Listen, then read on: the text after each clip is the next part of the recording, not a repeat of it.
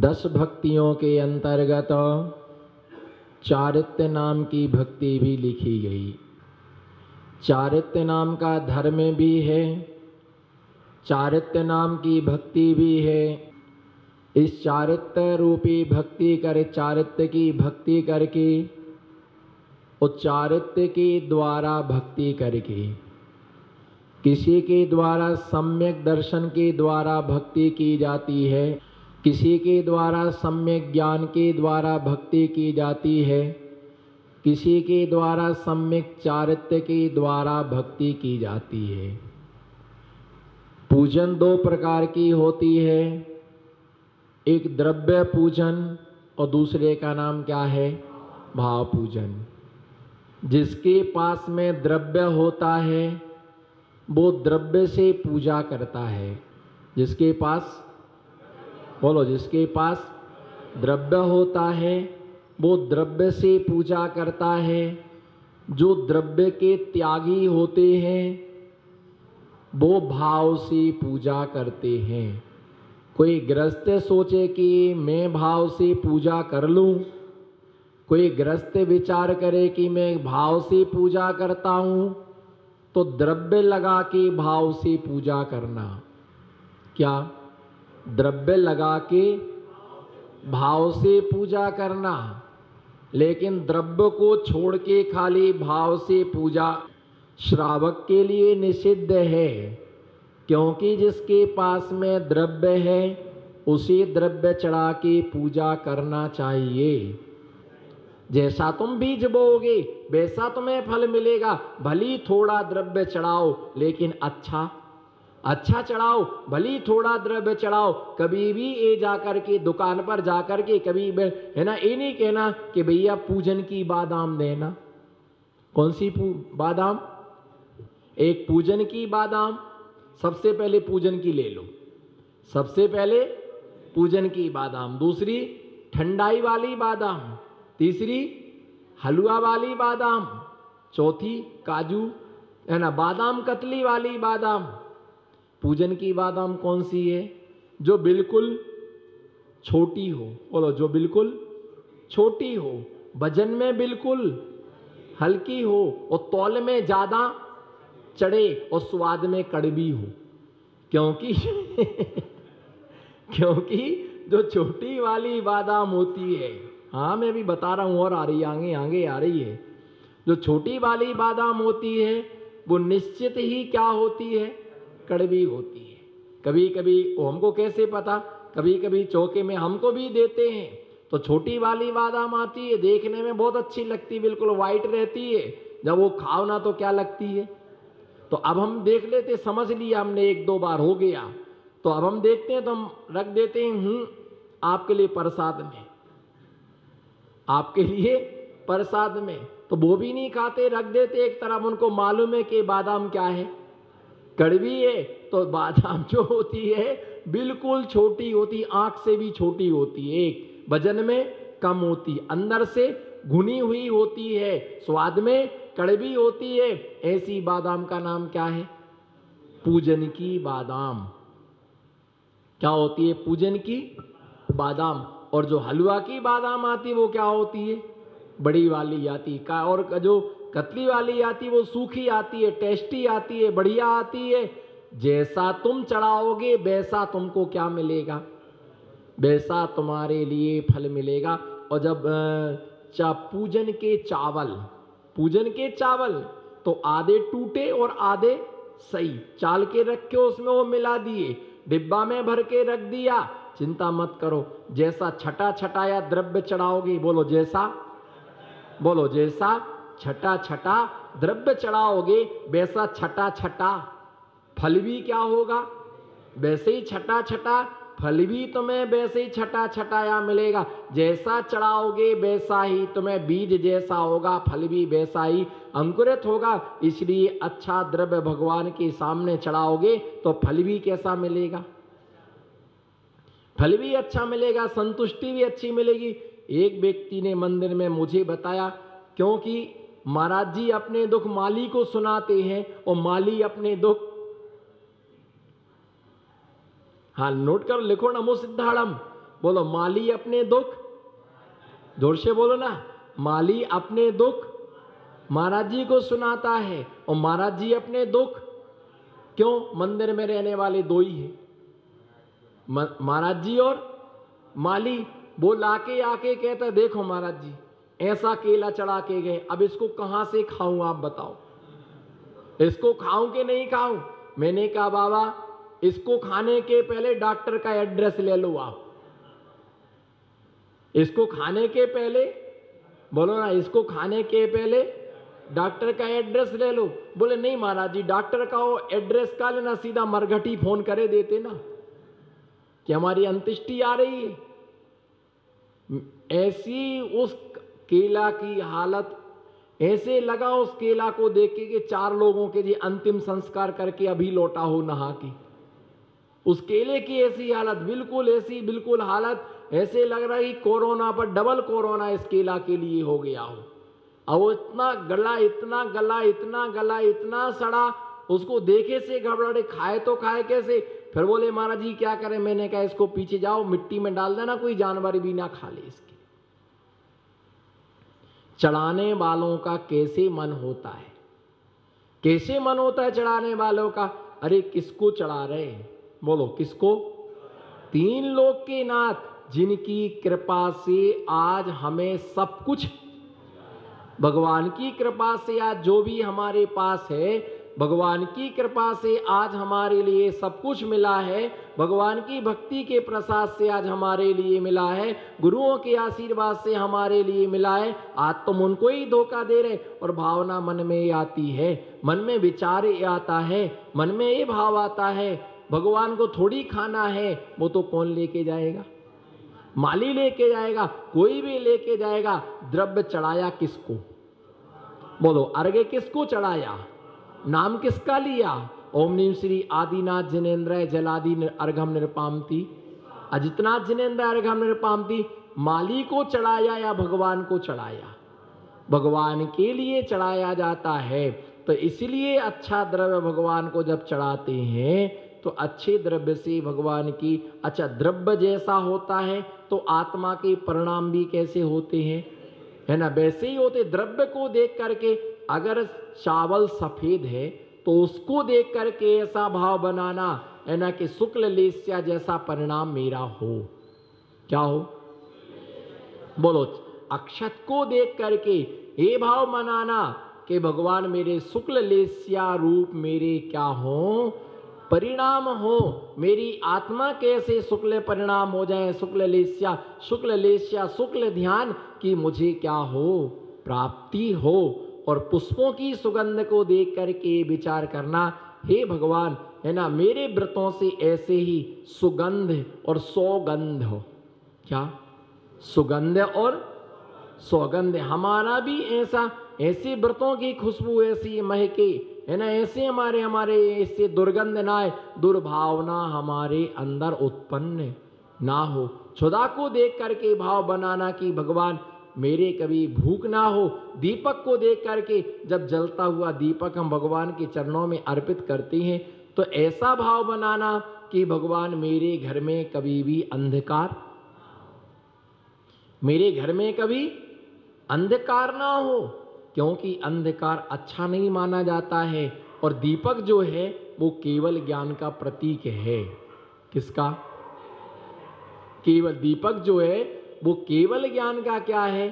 प्रतीक है। उससे ही भगवान की आरती उतारी जाती है, उससे ही भगवान की आरती उतारी जाती है। और वह दीपक देरी पर रखा जाता है तो वह दोनों तरफ, घर के बाहर भी प्रकाश देता है और घर के अंदर। जब मध्य देरी पर दीपक को रखा जाता है तो बाहर भी प्रकाश देता है और वो अंदर भी क्या करता है? प्रकाश देता है।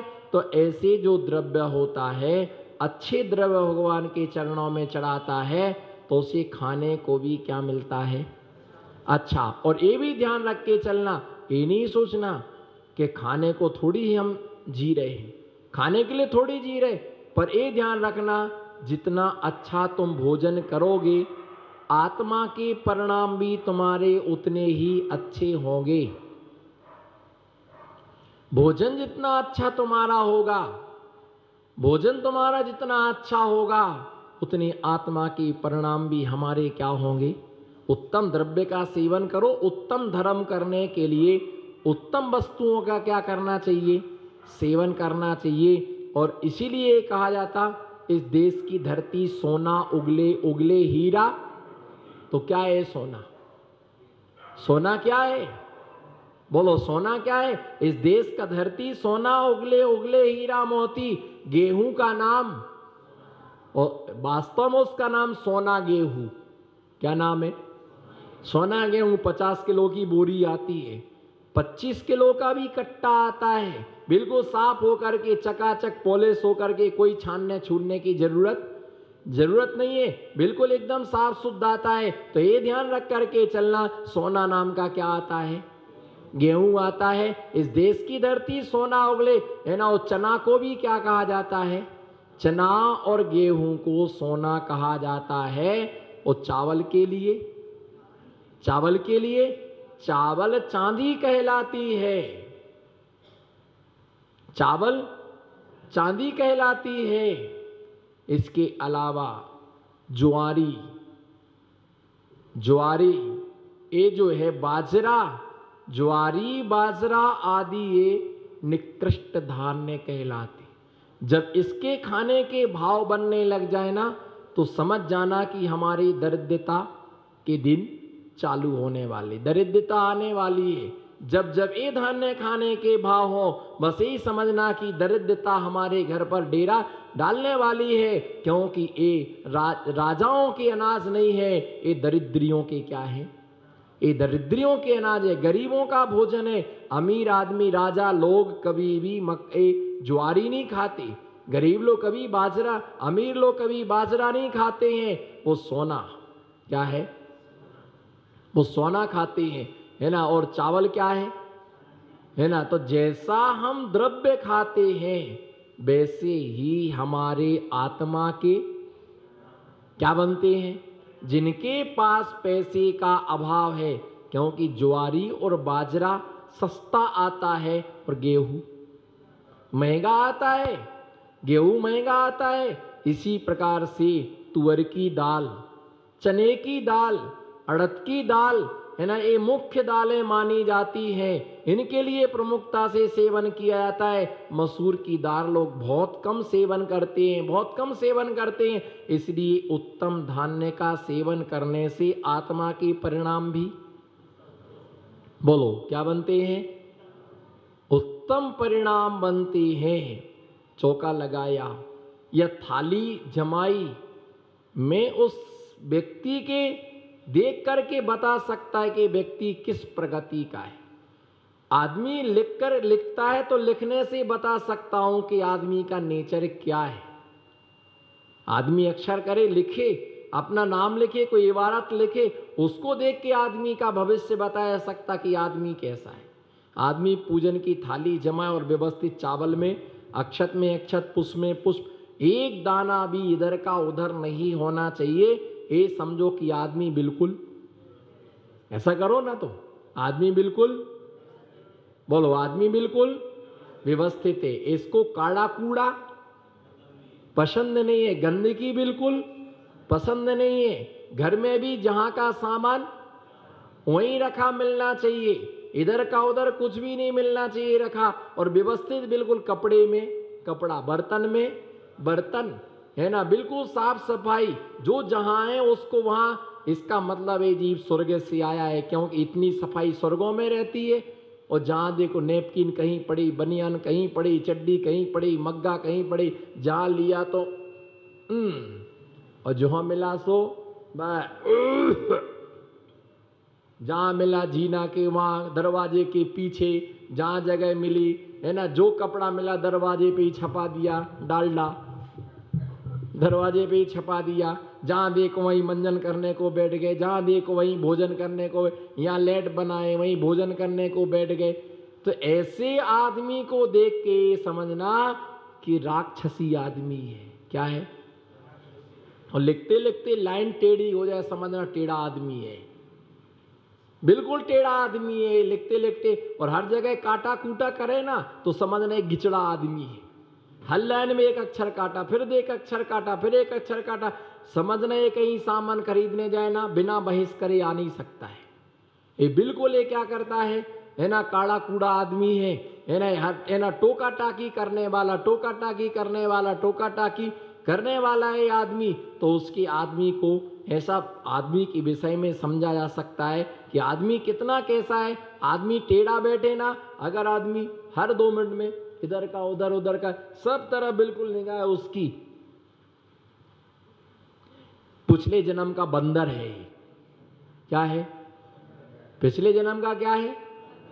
फिर इधर देखा उधर देखा, चारों पूरी दिशाओं में घूमता रहता है। और कोई ऐसा छोरा अगर महिला ऐसी करे तो समझना पिछले जन्म की बांदरी, माकड़ी है ना। और ऐसी अगर जो हर 1 मिनट में कुछ भी उंगली, कपड़ा, जो कुछ मिला, शक्कर, चना, कुछ नहीं तो माचिस की काड़ी चचोड़ रहे, कुछ नहीं तो कच्ची भिंडी खा रहे, कुछ नहीं जो कुछ मिल जाए कागजी मुंह में दे लिया। पिछले जन्म की बकरी, बकरी का 1 मिनट को मुंह क्या नहीं होता है, बंद नहीं होता है। और कुछ ना कुछ ढूंढती रहती है, कुछ ना कुछ ढूंढती रहती है, कुछ ना कुछ क्या हो जाए, मिल जाए। कुछ नहीं तो बेरी खा रहे, कुछ नहीं तो इमली चचोड़ रहे, है ना। कुछ ना कुछ मुंह में क्या होता रहेगा, चलता रहेगा। इन सब व्यक्ति से आदमी का पता चलता है कि आदमी भविष्य में कैसा था। कोई शांत प्रगति का होता है, वो अपने स्वरूप में ही रमता है, किसी से क्या लेना है ना। कोई अगर मान लो है ना जहां बैठना बक बक बक बक बक बक बक बक बक, समझना पिछले जन्म का कुत्ता। 1 मिनट कुत्ता बिल्कुल शांत नहीं रह सकता है। 1 मिनट पूजन कर रहे, क्यों कब आए, आहार में तो वहां चक चक चक चक चक, जहां देखो आदमी का 1 मिनट को मुंह बंद ना हो, है ना। अब कोई व्यक्ति पूजन कर रहा तो मैं क्या, अगर कोई व्यक्ति माला भी फेर रहा हो, है ना, कोई व्यक्ति माला फेर रहा हो उसी से, अब उसको शांति से माला तो कर लेने दो, है ना। वो बेचारा कितनी रह गई, अभी नमोकार मंत्र के जप रहे, ओम नीनवा की फेर रहे, ओम नमः सिद्धेभ्य की फेर रहे, महाराज जी सामय कर रहे, तुमको दिखता नहीं है मैं क्या कर रहा हूं।